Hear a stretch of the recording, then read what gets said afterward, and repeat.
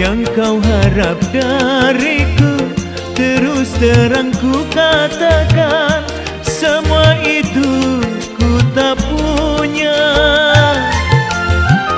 Seandainya kau pinta kasih sayang dariku, demi Tuhan ku bersumpah, cintaku hanya